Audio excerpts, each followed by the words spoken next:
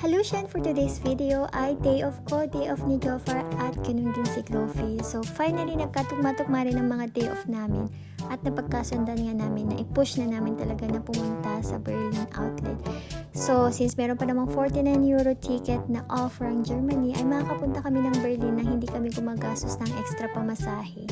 At dahil kapitbahay ko lang ang ospital, dito na naman ako dadaan para mas maiksi ang lalakarin ko at free wifi. Mula dito sa ospital, 30 minutes ang biyahe.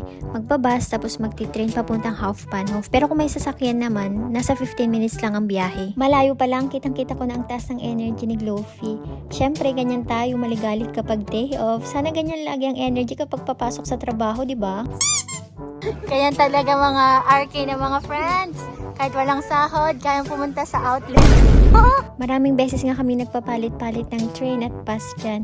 Pero in total, 5 hours talagang binahe namin para lang makapunta sa outlet na to. Dito! Nilaban talaga namin, Mari, ang 5 oras na biyahe. Akala mo naman, marami talaga kaming bibilihin. Ipedyo ti peligro pa naman. Mabuti na lang talaga at sanay naman tayo sa window shopping. So basic na lang talaga to. At patuloy pa nga kami naglakad dyan. Grabe, naantok na talaga ako. Kasabay pa nitong 1 kilong eye bags ko, napakabigat. At pagpasok mo nga dito, para lang siyang isang malaking village na parang may mga bahay sa kaliwat kanan. Pero yung mga yan yung mga stores. At patuloy pa nga kami naglakad dyan. Siyempre kaliwat kanan, tinitignan namin kung saan bang nagbibigay ng pinakamalaking sale.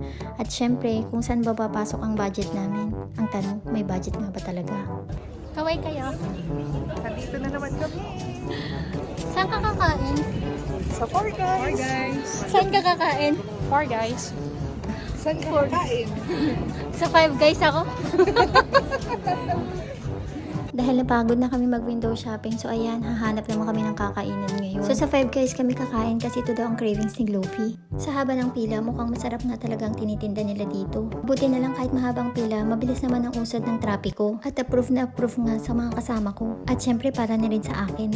So itong Five Guys nga, medyo sikat siya sa Berlin. Meron na daw silang 5 branches doon.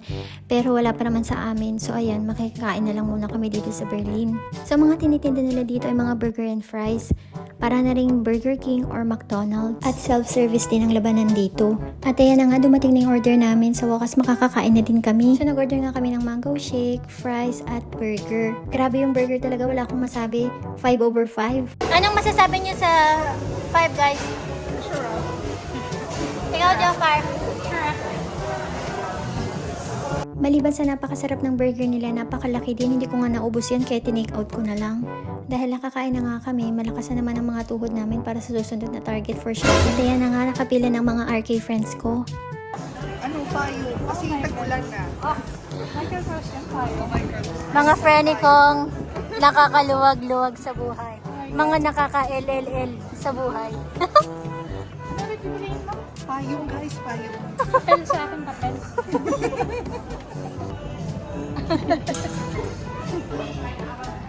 Huli ka. Ready, go. Michael Kors, pumili na akong endorser habang hindi pa ako sikat. Ano pa lang to, Loki na vlogger. Mga isang taon bago mag-upload ng bagong video. Pero next year, sisikat na to. Talaga yung cover photo. Ito talaga. Undecided pa po yan, pero pang ano niya na yan, pang ilang MK niya na yan. Uy, isa lang. Pero Jo, kung ito naman talagang bukso ng damdamin mo, go na. Oh.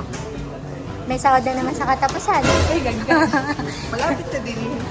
Isang ano mo lang, isang duty mo lang yan. Ang Springer lang yan, Jo. Kunin mo na. Friend, Sige. patingin nga sa likod, patingin sa likod.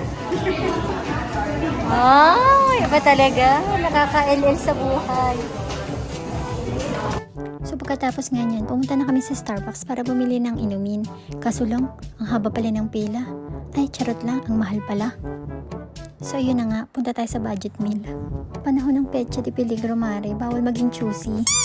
At bago kami umuwi, isa mo ng rampa mula kay Chloe. O, pak! At ayan na nga, pauwi na ang mga rich kid. Mga nagmamayari ng ospital. Mga kapitbahay ng ospital.